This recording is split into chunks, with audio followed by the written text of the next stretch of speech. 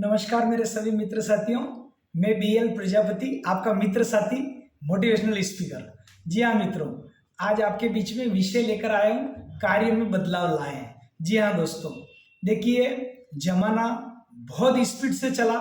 पहले किसी जमाना बैलगाड़ी का था और बैलगाड़ी से हम साइकिल पे आए, साइकिल से मोटरसाइकिल पे आए, मोटरसाइकिल से फिर हम आगे बढ़े, कार पे आए, फोर व्हीलर पे, कार से हम ट्रेन में आए, ट्रेन से फिर हम बस में आए, बस से फिर हम हेलीकॉप्टर में आए और अब हम चंद्रयान वायु तक हम पहुंच रहे हैं। हमारी उड़ान बहुत तेज हो गई।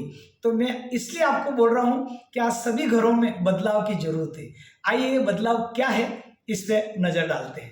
तो दोस्तों, आज के युग में बहुत जरूरी है, आप जो भी कार्य कर रहे हैं, जहां भी जॉब कर रहे हैं, नौकरी कर रहे हैं, धंधा पानी कर रहे हैं, उसमें स्मार्टनेस लाइए, उसमें आप स्मार्ट लाइए, एक्स्ट्रापन से उस कार्य को करिए।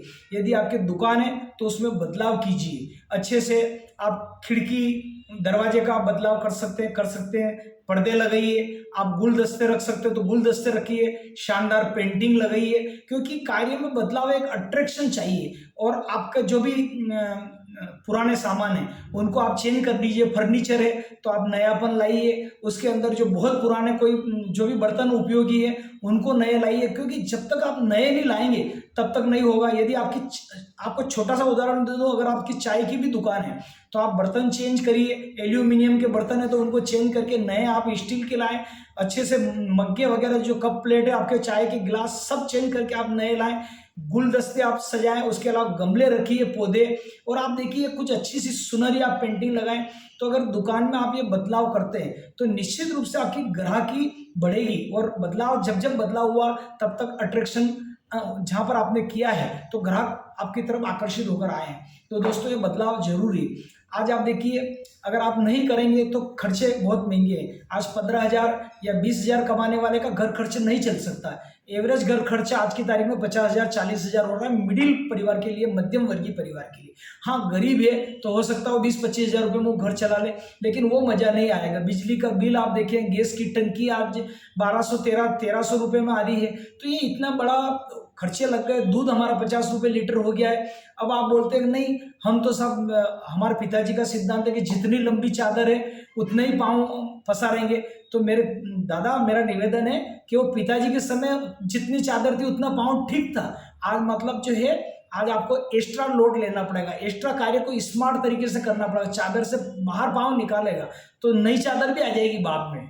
तो आप इस सोच को आप बदलिए कि मेरे तो जितनी लंबी चादर उतने ही पाँव पसारूंगा, तो आप जिंदगी में आगे नहीं बढ़ पाएंगे जितना आपने किया है। आज गाँव में क्या होता है, गाँव शहरों में कहीं भी देखिए, मिडिल और लोअर परिवार में क्या हो रहा है, पिताजी के 10 बीघे जमीन थी। मैं आपको गाँव का उदाहरण बताऊं, अब 5 भाई है तो 2-2 बीघे हिस्सा। पुराने जमाने में बच्चे दर्जन से होते थे कि आप कितने भाई हो, 12, बहनें कितनी हो, 11, मतलब एक दर्जन में औसत उनके रहते थे पुराने दादाजी के समय की बात बता।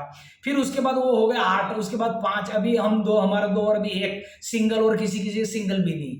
तो अभी वो प्रथा मतलब पुरानी उस करते थे। लेकिन आज मान लो 10 बीघे जमीन है, 10 की 2-2 बीघे 5 भाई में गई, फिर वो 5 वापस उनके बेटे 2 हुए तो फिर 1-1 बीघा हो गई, फिर आधे बीघा हो। गांव में आप देखो सीमा ही सीमा हो गई, छोटे छोटे, जैसे देश का विभाजन हो गया वैसा।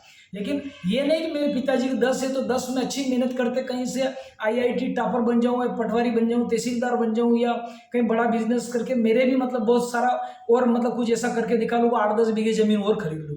तो हमको सोच बड़ी करना पड़ेगी मित्रों, और जितनी बड़ी सोच होगी उतनी हमारी प्रोग्रेस होगी। तो जो खेती के टुकड़े टुकड़े हो रहे थे वो नौबत नहीं आएगी। और आपको और कुछ स्मार्ट वर्क करना है, आप पूजा पाठ भी करें तो परिवार में सभी का रहता है ऐसा। बहुत सारा, मैं तो 15 साल से पूजा पाठ कर रहा हूँ साहब, मैंने ये देखा बहुत सारा, और घर में होके वही लड़ाई झगड़े हो रहे। तो ये लड़ाई झगड़े भी घरों में बंद होना चाहिए। आपकी पूजा पाठ है तो आप ठीक है जल्दी उठ गए 5 बजे 6 बजे, तो ज़्यादा प्रचार प्रसार करने की जरूरत नहीं, आप नहा धो लो। पूजा 2 प्रकार से हो सकती है, मानसिक पूजा भी कर सकते हो आप, जिससे मन ही मन भगवान के आप जल चढ़ाए भोलेनाथ जी के, जल दूध वगैरह, एक मानसिक पूजा भी आप कर सकते हो। यहाँ बैठे हुए माँ काल की कर सकते हो मानसिक पूजा। आप उनको गुलाब का हार पहना सकते हो, मोगरे का पहना सकते हो, उनको दूध चढ़ा सकते हो 1 लीटर, आप उनको मावा चढ़ा सकते हो, जो भी हो। तो मानसिक पूजा आप कर सकते हैं बैठे बैठे, जहाँ की करना केदारनाथ, बद्री विशाल, वैष्णो देवी आप कर सकते हो। दूसरी पूजा होता है वाचिक पूजा। तो वाचिक पूजा में क्या होता है, मन से वचन होता है। जैसे गायत्री मंत्र आप हाथ में माला ले ली, आप जप लिए, राम राम बोल लिए, उसके अलावा हनुमान चालीसा कर ली, और आपका मंत्र मन ही मन चलते रहते, इसको वाचिक पूजा बोलते हैं।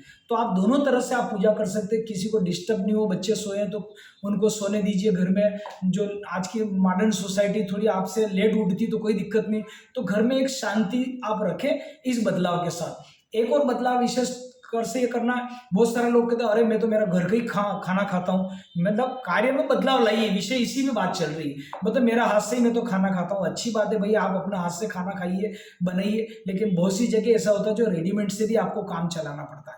आपने कहीं नाश्ता में बिस्किट ले लिया तो वो आपके हाथ के हैं क्या? आपने जो चाय की दूध लिया तो दूध तो किसी और ने निकाला, चाय आप बना रहे, पत्ती किसी और के हाथ की डालोगे, शक्कर किसी और मजदूरों ने बनाई। तो ये कहीं नहीं होता कि मैं तो मेरा हाथ से ही करूँ, मेरे हाथ से ही खाना बनाता हूँ, उसमें बेटा तो नमक डालेगा तो वो भी मजदूरों ने बनाया है, ऐसा नहीं है। तो इस मानसिकता से बाहर आओ कि मैं तो मेरे हाथ का खाता हूँ, तो तेरे घर में थोड़ी प्रोडक्ट हो रही सारी चीजें क्या।